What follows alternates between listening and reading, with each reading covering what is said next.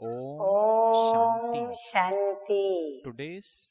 आज की तारीख है 3/4/16 और आज हम फिर से सुनेंगे मीठे मीठे प्राणेश्वर अव्यक्त मूर्तधारी अव्यक्त बाप दादा की रिवाइज कोर्स की अव्यक्त ज्ञान मुरली। तो तारीख है 29/3/81। तो आज की ज्ञान मुरली का शीर्षक है ज्ञान का सार, मैं और मेरा बाबा।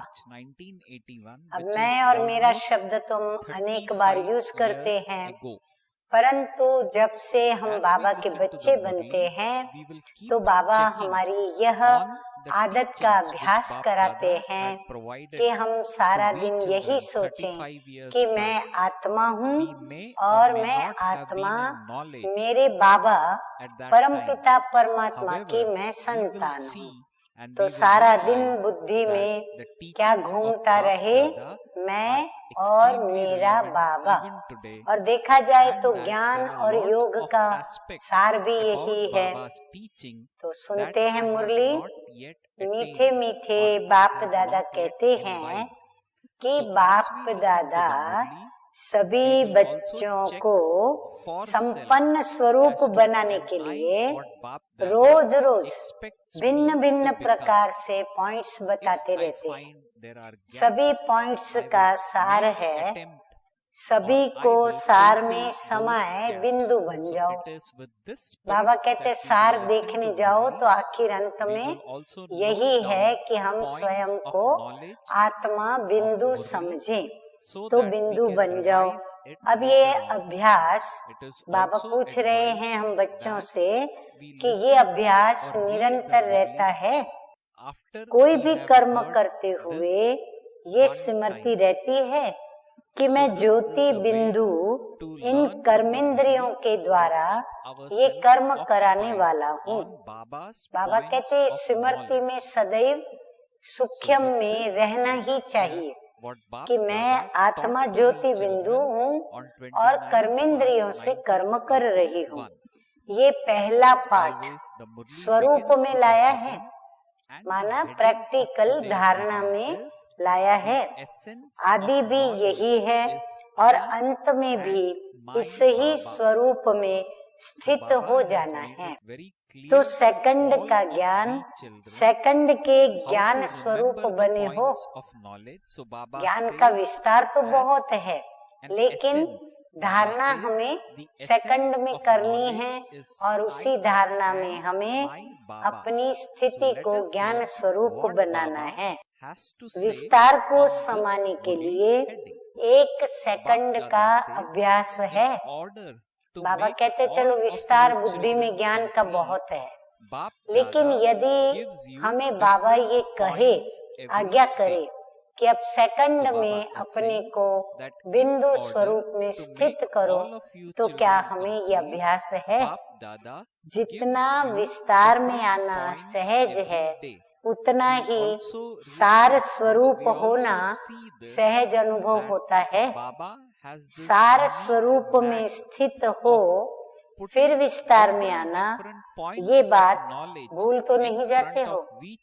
बाबा कहते बिंदु रूप में स्थित होकर के फिर भले विस्तार में जो भी कर्म करने हैं करो, और फिर विस्तार में कर्म करते हुए मैं ज्योति बिंदु हूँ, ये सार भी हमें भूलना नहीं चाहिए। तो बाबा कहते हैं कि ऐसा तो नहीं कि कहीं भूल जाते हो। सार स्वरूप में स्थित हो, विस्तार में आने से कोई भी प्रकार के विस्तार की आकर्षण नहीं होगी। अगर बिंदु रूप की स्थिति में स्थित होंगे तो बाबा याद रहेगा। बाबा याद रहेगा तो बाबा क्यों आए हैं पुरानी दुनिया से हम बच्चों को वैराग्य दिलाकर नई दुनिया में ले चलने। तो हमें किसी भी आकर्षण में आकर्षित होने की कोई आवश्यकता नहीं रहेगी। हम कहीं भी आकर्षण में नहीं आएंगे। विस्तार को देखते, सुनते, वर्णन करते ऐसे अनुभव करेंगे जैसे कि एक खेल देख रहे हैं। ऐसा अभ्यास सदा कायम रहे, इसको ही सहज याद कहा जाता है। बाबा कहते जो कुछ भी इन आँखों से देखते हो, सुनते हो, सोचते हो, वो सब कैसा लगना चाहिए कि जैसे खेल खेल रहे हैं। अगर ऐसी स्थिति का अभ्यास बनाया तो बाबा कहते हैं सहज याद बाबा की रहेगी, और इसी को सहज याद कहा जाता है। आगे मीठे मीठे बाप दादा कहते हैं कि जीवन के हर कर्म में दो शब्द काम में आते, चाहे ज्ञान में चाहे अज्ञान में। और वो कौन से हैं दो शब्द? मैं और मेरा। इन दो शब्दों में ज्ञान का भी सार है कि मैं ज्योति बिंदु श्रेष्ठ आत्मा। ऐसे नहीं कि मैं अपने स्थूल शरीर का नाम याद रखूं, पद याद रखूं, जाति याद रखूं, भाषा याद रखूं, किस शहर किस गांव में रहने वाला हूं वो याद रखूं, नहीं। लेकिन मैं ज्योति बिंदु और वो भी श्रेष्ठ आत्मा हूँ, ब्रह्मा कुमार ब्रह्मा कुमारी हूँ। और मेरा तो एक बाप दूसरा न कोई। मैं ब्रह्मा कुमार ब्रह्मा कुमारी हूँ, मैं ज्योति बिंदु हूँ। ये हुआ मैं को याद रखना। और मेरा क्या याद रखेंगे? तो बाबा कहते हैं कि मेरा तो एक बाप दूसरा न कोई। तो मेरा बाबा इसमें सब आ जाते हैं। मेरा बाबा अर्थात मेरा वर्षा हो ही गया। तो ये मैं और मेरा, ये दो शब्द तो पक्के हैं ना। मेरा बाबा कहने से अनेक प्रकार का मेरा उसमें समा जाता है। एक मेरा बाबा कह दिया ना, तो मेरा बाबा के अंदर सारी दुनिया की जो भी बातें हैं वो उसमें समा जाती है, क्योंकि बाबा ही मेरा संसार है। तो दो शब्द स्मृति में लाना मुश्किल है, वह सहज है।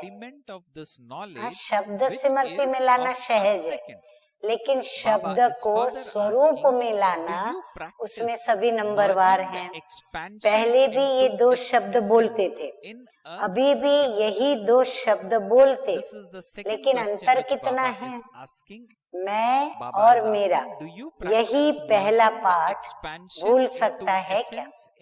अभी तो बाबा ने इतना पक्का करा दिया है कि मैं आत्मा हूँ, श्रेष्ठ आत्मा हूँ, ज्योति बिंदु आत्मा हूँ, और ज्योति बिंदु परम पिता परमात्मा की संतान हूँ, जो ऊंचे से ऊंचा मेरा बाप है। अब ये तो छोटा सा बच्चा भी याद कर सकता है। आप तो नॉलेजफुल हो ना, तो नॉलेजफुल दो शब्द याद न कर सके, ये हो सकता है क्या? इसी दो शब्दों से माया जीत, निर्विघ्न और मास्टर सर्वशक्तिमान बन सकते हो। दो शब्दों को भूलते हो तो माया हजारों रूपों में आ जाती है। आज एक रूप में आएगी, कल दूसरे रूप में, क्योंकि माया का मेरा मेरा बहुत लंबा चौड़ा है, बहुत उसका विस्तार है। और हमारा मेरा क्या है? मेरा तो एक बाबा दूसरा न कोई। और माया का तो बहुत लंबा चौड़ा, और मेरा बाबा तो एक ही है। और माया में पढ़ो तो ये भी मेरा, ये भी मेरा, घर मेरा, ऑफिस मेरा, संबंधी मेरे, व्यवहार मेरा, कर्म मेरा, मान मेरा, शान मेरी, क्या क्या नई बातें आती है। एक के आगे माया के हजार रूप समाप्त हो जाते हैं। एक बाबा के आगे, यानी एक मेरा बाबा कहने से माया के जितने भी हजारों रूप हैं वो सब उसके आगे समाप्त हो जाते हैं। ऐसे माया जीत बन गए हो। बाबा कहते हैं इतना मेरा बाबा दिल में, वृत्ति में, दृष्टि में, कृति में, प्रवृत्ति में बिठाया है माया को तलाक देने में टाइम क्यों लगाते हो? हाँ, जब किसी की किसी से नहीं बनती तो फिर क्या करते हैं? आपस में तलाक दे देते हैं एक दो को। तो बाबा कहते हैं कि आप ऐसी माया जो आपको बाबा से दूर करती है उसको तलाक देने में टाइम क्यों लगाते हो? सेकंड का सौदा है, उसमें वर्ष क्यों लगाते हो? 1 सेकंड का काम और आप बच्चे कितना टाइम लगा रहे हो? कारण क्या? छोड़ते नहीं, इसलिए छूटता नहीं। छोड़ो तो छूटो। बाबा कहते आप छोड़ो, ये मत सोचो कि माया मुझे छोड़े तो मैं छूट जाऊं। सिर्फ मेरा बाबा, फिर उसमें ही मग्न रहेंगे। बाबा कहते दिल से सोचो कि मेरा बाबा बस, और दूसरा कोई नहीं। फिर बाबा कहते उसमें ही मग्न रहेंगे। बाप को बार बार यही पाठ पढ़ाना पड़ता है।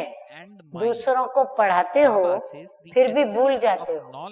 दूसरों को पढ़ाते हैं लेकिन खुद ये पाठ याद रखना भूल जाते हैं। बाबा ये हम बच्चों को उल्हना देते हैं। दूसरों को कहते हो याद करो, और याद करके और खुद फिर क्यों भूलते हो? दूसरों को बराबर याद दिलाते हो परंतु खुद को याद नहीं दिलाते, खुद फिर भूल जाते हो।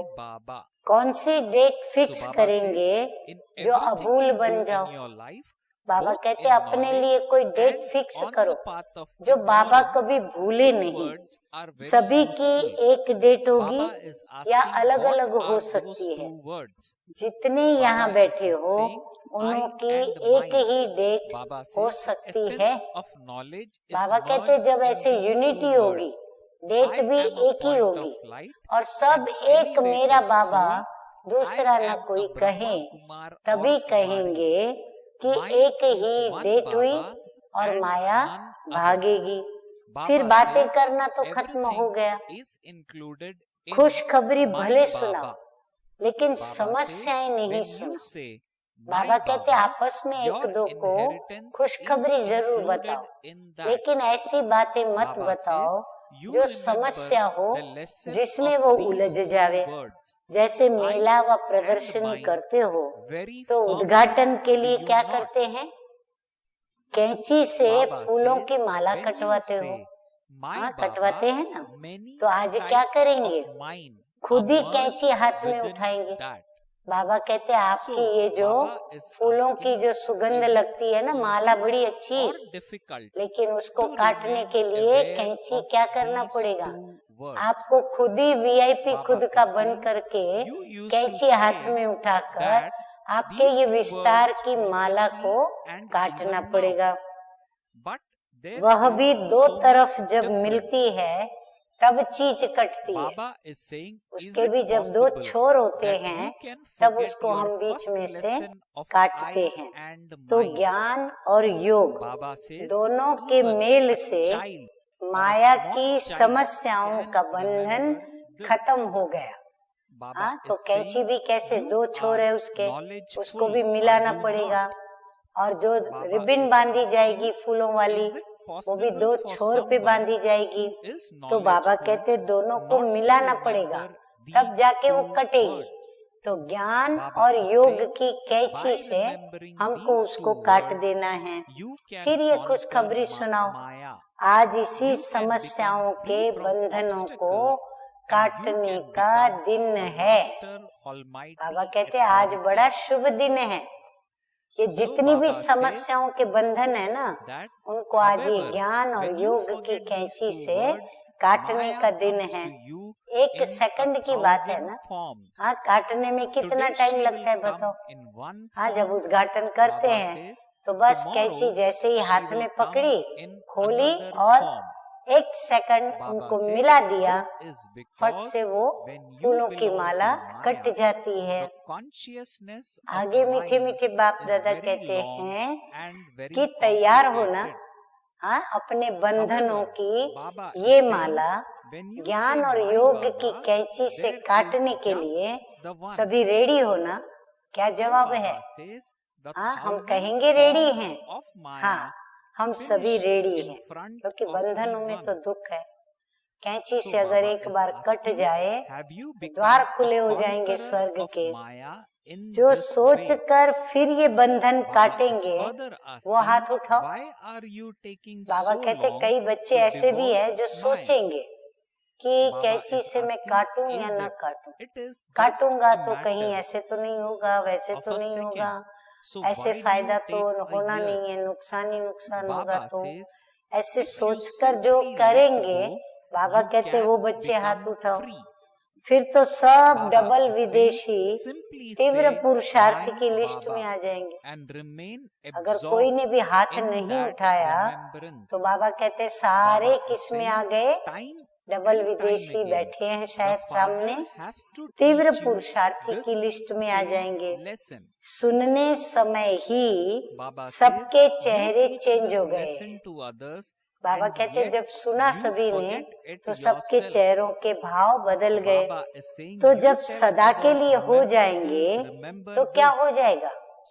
हाँ, टेम्पररी ये बात सुन के ही खाली चेहरे खुशी में आ गए, तो सदा के लिए यदि बंधनों से मुक्त हो जाएंगे तो क्या हो जाएगा? सभी चलते फिरते अव्यक्त वतन के फरिश्ते नजर आएंगे। फिर संगम युग फरिश्तों का युग हो जाएगा। इसी फरिश्तों के द्वारा फिर देवताएं प्रकट होंगे। हाँ, देखो बाबा कितनी अच्छी अच्छी बातें हम बच्चों को बताते हैं। आप कल्पना से दृश्य सामने लाओ कि हम कैसे फरिश्ते बन गए ब्राह्मण से, सारे फरिश्ते इधर उधर घूम रहे हैं और फिर उन फरिश्तों से देवी देवता प्रकट हो रहे हैं। फरिश्तों का देवताएं भी इंतजार कर रहे हैं, वह भी देख रहे हैं कि हमारे आने के लिए योग्य स्टेज तैयार है। फरिश्ता और देवता दोनों का लास्ट घड़ी मेला होगा, दोनों लास्ट घड़ी में मिलेंगे। मेल तभी होगा। देवताएं आप सब फरिश्तों के लिए वरमाला लेकर के इंतजार कर रहे। सभी देवताएं आपके लिए बहुत सुंदर वरमाला लेकर के खड़े हैं कि हमारा फरिश्ता सामने आए, हमारी वो स्टेज आए और हम उनको वरमाला पहनाएं। फरिश्तों को वरने के लिए आपका ही देव पद आपका इंतजार कर रहा है। देवताओं की प्रवेशता संपन्न शरीर में होगी ना। हाँ, अपूर्ण या असंपन्न जो हो उसमें तो नहीं होगी। तो वो इंतजार कर रहे हैं कि ये 16 कला संपन्न बने और वरमाला पहने। कितनी कला तैयार हुई है? 16 कला में से बाबा कहते कितनी कलाओं में आप तैयार हुए हो। सूक्ष्म वतन में संपन्न फरिश्ते स्वरूप और देवताओं के मिलन का दृश्य बहुत अच्छा होता है। फरिश्तों के बजाय जब पुरुषार्थी स्वरूप होता तो देवताएं भी दूर से देखते रहते, नजदीक नहीं आते। और जब वरमाला पहनानी होती है तो दोनों समीप खड़े होंगे। तो बाबा कहते ये भी दृश्य अलग अलग देखते रहते हैं। समय के प्रमाण समीप आते आते भी संपन्न न होने के कारण रह जाते हैं। ये वरमाला पहनाने की डेट भी फिक्स करनी पड़ेगी। हाँ, वैसे भी वरमाला पहनाते हैं ना, शादी होती है तब वरमाला पहनाते, या कोई विजयी होकर के लौटता है तो वरमाला पहनाते। तो बाबा कहते हैं उसकी भी डेट फिक्स करनी पड़ती है, तब तो उसके इनविटेशन कार्ड छपते हैं। तो देवताएं इंतजार कर रहे हैं। ये फिर कौन सी डेट होगी? डेट फिक्स होने से जैसा लक्ष्य वैसा लक्षण आ जाता है। डेट जब फिक्स होती है तो ऑटोमेटिकली उसकी पूर्व तैयारियां शुरू हो जाती है, माना लक्षण आने शुरू होते हैं। वह डेट तो आज आ गई। बाबा कहते वो तो हो गई, तो ये भी नजदीक हो जाएगी ना। क्योंकि निर्विघ्न भव की स्टेज कुछ समय लगातार चाहिए। बाबा कहते ऐसे नहीं, एक विघ्न आया, सामना किया, गया, फिर दूसरा आया, तीसरा आया, कभी 2 आए, कभी 4 आए, कभी इकट्ठे बहुत सारे विघ्न आ गए। बाबा कहते नहीं, निर्विघ्न स्थिति वो भी एक बार नहीं, लेकिन सदा जैसे काफी समय से हम निर्विघ्न ही चलते रहे, कोई विघ्न हमारे आगे न आए, तो लगातार चाहिए, तब बहुत काल निर्विघ्न राज्य कर सकेंगे।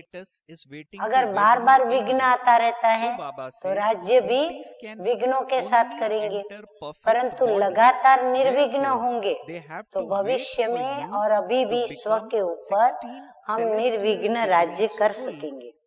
अभी समस्याओं के और समाधान के भी आप नॉलेजफुल हो गए हो। जो बात किससे पूछते हो उससे पहले नॉलेज के आधार से समझते भी हो कि ये ऐसा होना चाहिए। दूसरे से मेहनत लेने के बजाय, समय गंवाने के बजाय, क्यों न उसकी लाइट और माइट के आधार पर सेकंड में समाप्त करके आगे बढ़ते हो।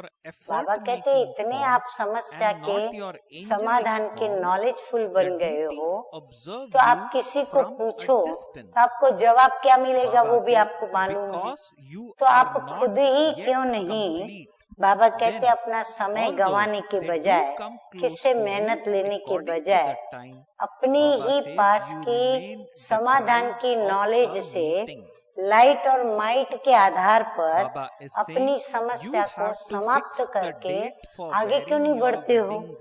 सिर्फ क्या है, माया दूर से ऐसी परछाई डालती है जो निर्बल बना देती है। बाबा कहते क्यों ऐसा होता है, क्योंकि वो आपके ऊपर अपनी छाया डाल देती है, तो वो जो परछाई पड़ती है ना उसकी, तो फिर निर्बल बन जाते हो। आप उसी घड़ी कनेक्शन को ठीक करो। जैसे ही पता चलता है ना कि ये माया का रूप या माया की छाया या माया की परछाई है मेरे पर, तो तुरंत उसका इलाज करो। जैसे कोई बीमार पड़ता है, तुरंत इलाज करता है तो बीमारी आगे नहीं बढ़ती है। तो बाबा कहते हैं आप भी कनेक्शन ठीक करो। कनेक्शन ठीक करने से मास्टर सर्वशक्तिमान स्वतः ही हो जाएंगे। कनेक्शन ठीक करना माना तुरंत मेरा बाबा को याद करना, जिससे शक्ति हमारे पास आ जाएगी और हम विघ्न के ऊपर विजयी हो जाएंगे। आगे मीठे प्यारे बाप दादा कहते हैं कि माया कनेक्शन को ही ढीला करती है, क्योंकि वो जानती है अच्छी तरह से कि इनका कनेक्शन काट दें तो रोशनी से ही अंधियारे में आ जाएंगे, और अंधियारे में आ जाएंगे तो ठोकरें खाएंगे। तो विघ्न है ठोकर खिलाने का साधन, और रोशनी है स्पष्ट मार्ग दिखाता है। तो रोशनी में होने से हम ठोकर नहीं खाएंगे। तो माया कनेक्शन को ही ढीला करती है, सिर्फ उसकी संभाल करो।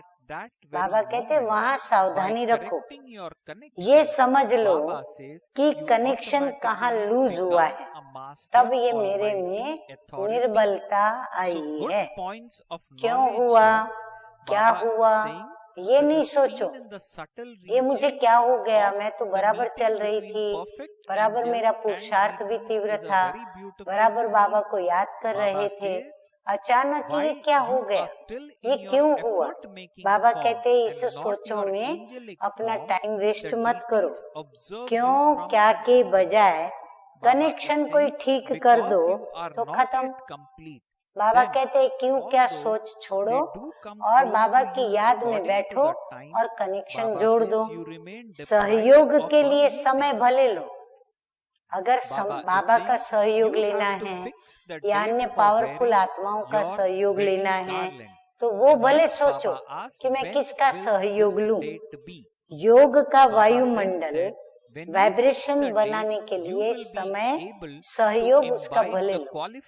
बाबा कहते हैं योग का वाइब्रेशन बनाने के लिए भले पावरफुल आत्माओं का सहयोग अवश्य लो, बाकी और व्यर्थ बातें करना व विस्तार में जाना, इसके लिए कोई साथ न लो। इसके लिए फिर मैं किसको पूछूं कि मुझे ऐसा क्यों होता है, कि मुझे क्या हो गया, और फिर वो फालतू की बातें प्रश्न पूछते जाएं, हम जवाब देते जाएं, सॉल्यूशन कुछ निकले नहीं, कनेक्शन और लूज होता चला जाए।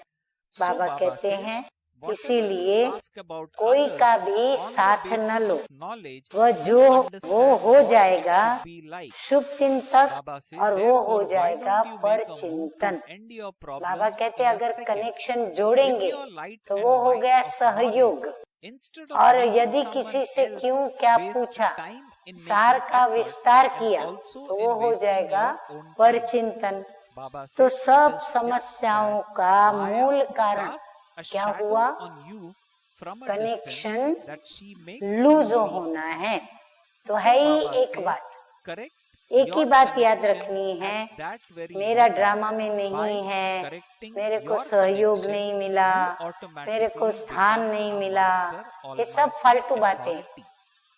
मुझे चांस मिलता तो मैं आगे बढ़ता, मुझे उन्होंने ऐसे नहीं वो मुझे ऐसे कहते तो मेरी स्थिति बिगड़ती नहीं, अगर वो ऐसे चलते तो मेरा कनेक्शन लूज नहीं होता। बाबा कहते ये सब फालतू बातें हैं, सब मिल जाएगा, सिर्फ कनेक्शन को ठीक करो तो सर्व शक्तियाँ आपके आगे घूमेंगी, आपकी सेवा के लिए तत्पर रहेंगी। कहाँ जाने की फुर्सत ही नहीं होगी, आपको टाइम ही नहीं मिलेगा कि किसके पास आप लेने जाओ। बाप दादा के सामने जाकर बैठ जाओ तो कनेक्शन जोड़ने के लिए बाप दादा आपके सहयोगी बन जाएं। अगर 1-2 सेकंड अनुभव न भी हो तो कंफ्यूज न हो, तो बाबा कहते हैं कि आप हिम्मत मत हारो, थोड़ा धीरे रखो।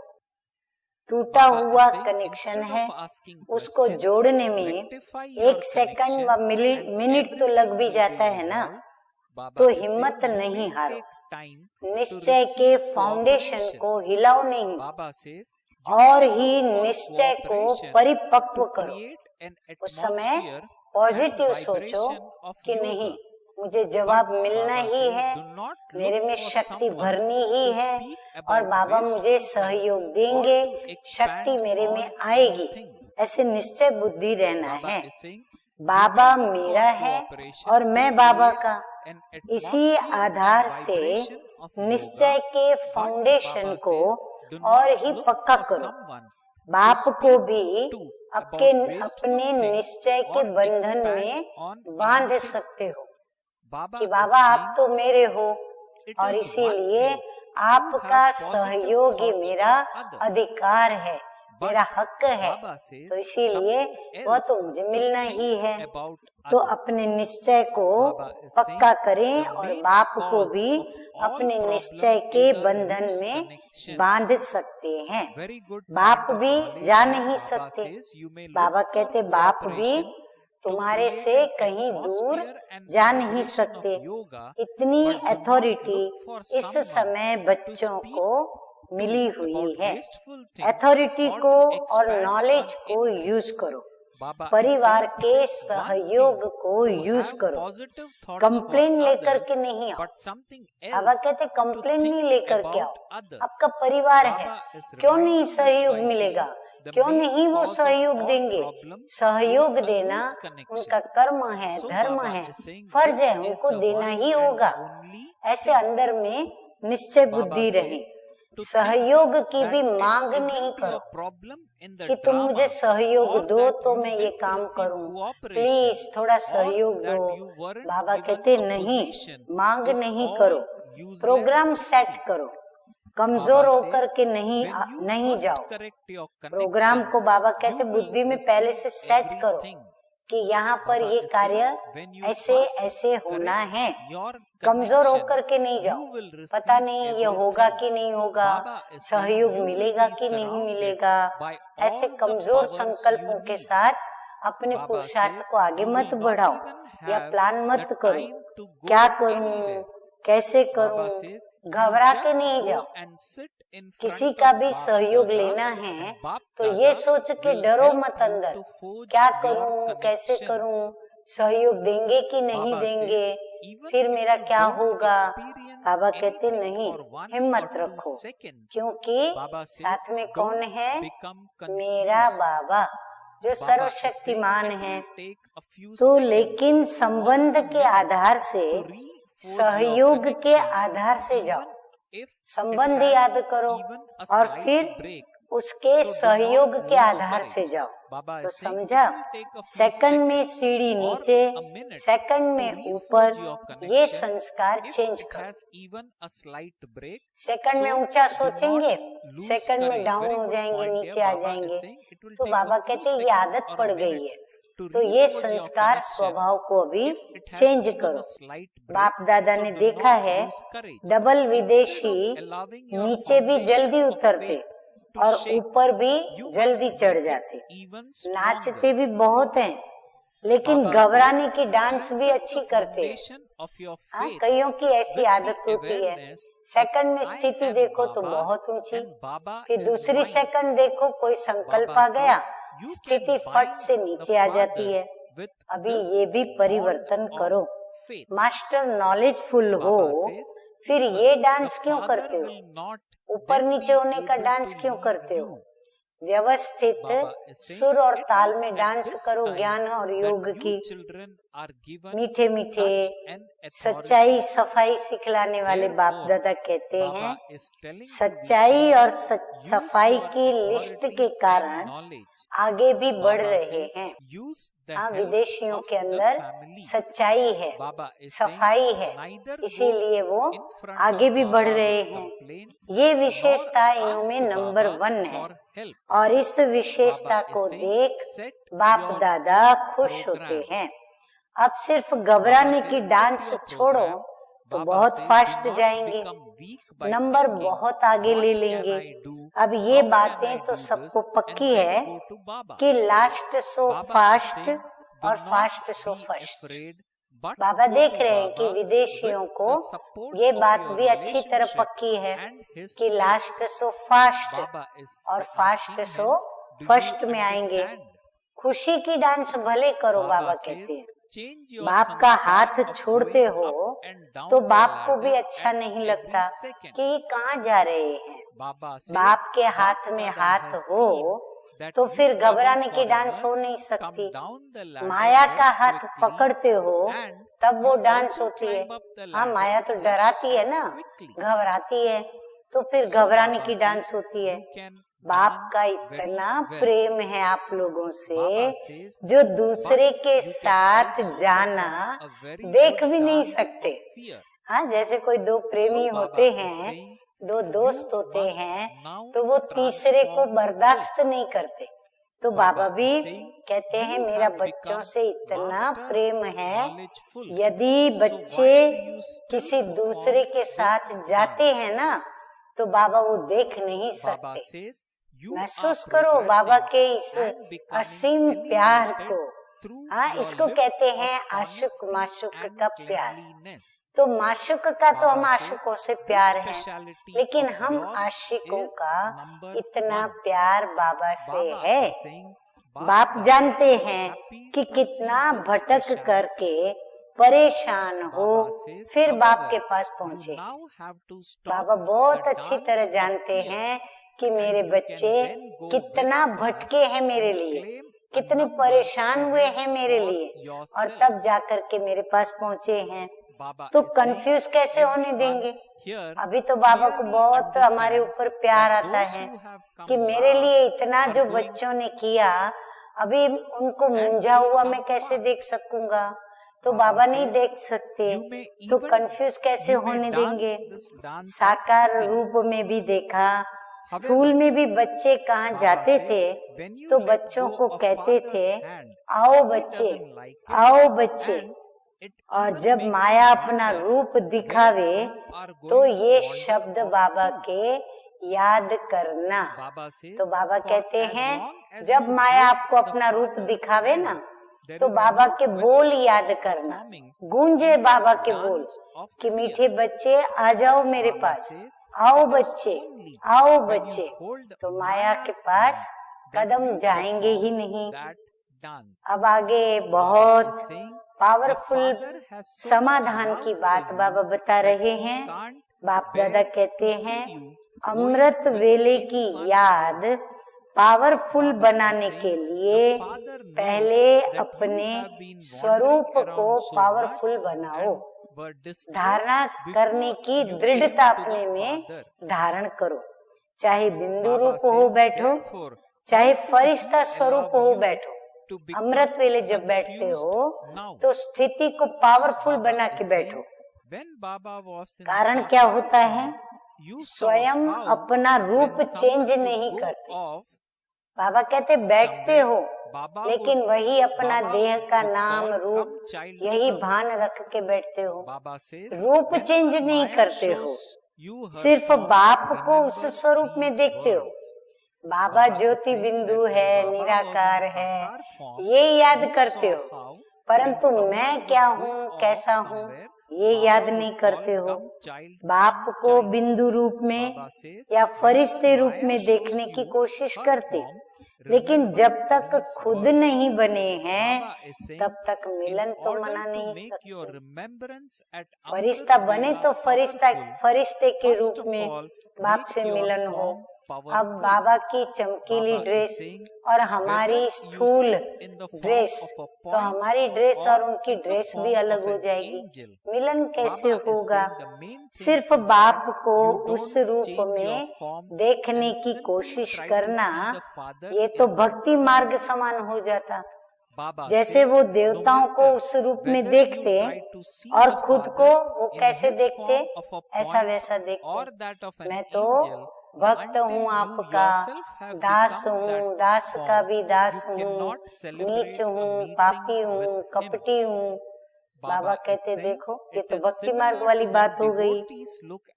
उसी समय वायुमंडल खुशी का होता।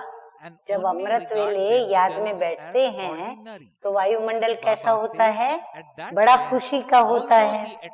थोड़े समय का प्रभाव पड़ता लेकिन वह अनुभूति नहीं होती। इसीलिए पहले स्वरूप को चेंज करने का अभ्यास करो।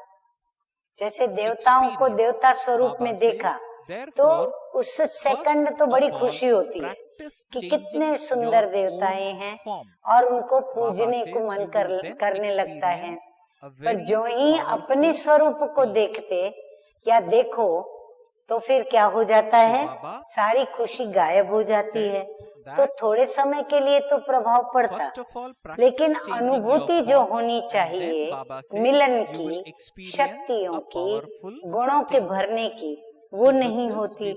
इसलिए बाबा कहते हैं पहले स्व का स्वरूप चेंज करने का अभ्यास करो, फिर बहुत पावरफुल स्टेज का अनुभव होगा। इसीलिए स्व का स्वरूप जब भी हम माया हमारे सामने आए, चाहे दूर हो चाहे दूर से इशारा करे, हम अपना स्वरूप चेंज करें और बाप के स्वरूप के साथ अपने स्वरूप को मिला दें तो बहुत पावरफुल स्टेज हो जाएगी। अच्छा, अब हम आगे बढ़ते हैं, सुनेंगे मीठे मीठे बाप दादा का वरदान। तो वरदान है एक बल, एक भरोसे के आधार पर मंजिल को समीप करने वाले हिम्मतवान भव। बाप कहते हैं ऊंची मंजिल पर पहुंचने से पहले आंधी तूफान तो लगने ही है। हाँ, जितना जितना ऊंचे जाएंगे तो आंधी तूफान तो लगते ही हैं। स्टीमर को पार जाने के लिए बीच भंवर से क्रॉस करना ही पड़ता है। इसलिए जल्दी में घबराओ मत। बाबा तो देखो पहले से बता के रखते हैं, क्यों? ताकि हम घबराएं नहीं, प्रिपेयर रहें, तैयार रहें। तो घबराओ मत, थको व रुको भी मत, थक भी मत जाओ, क्योंकि बाबा साथ है अथक बनाने वाला। फिर रुको भी मत, क्योंकि हमें आगे बढ़ना है। साथी को साथ रखो तो हर मुश्किल सहज हो जाएगी। हिम्मतवान बन, बाप की मदद के पात्र बनो। एक बल एक भरोसा, इस पाठ को सदा पक्का रखो तो बीच भंवर से सहज निकल आएंगे और मंजिल भी समीप अनुभव होंगी। अच्छा, फिर स्लोगन है आज का, विश्व कल्याणकारी वह है जो प्रकृति सहित। विश्व कल्याणकारी वह है जो प्रकृति सहित हर आत्मा के प्रति शुभ भावना रखते हैं। अच्छा, मीठे मीठे सिकिलदे बच्चों प्रति माता पिता बाप दादा का याद प्यार और गुड मॉर्निंग। रूहानी बाप की रूहानी बच्चों को नमस्ते। हम रूहानी बच्चों का रूहानी बाप दादा को याद प्यार, गुड मॉर्निंग और नमस्ते नमस्ते। ओम शांति।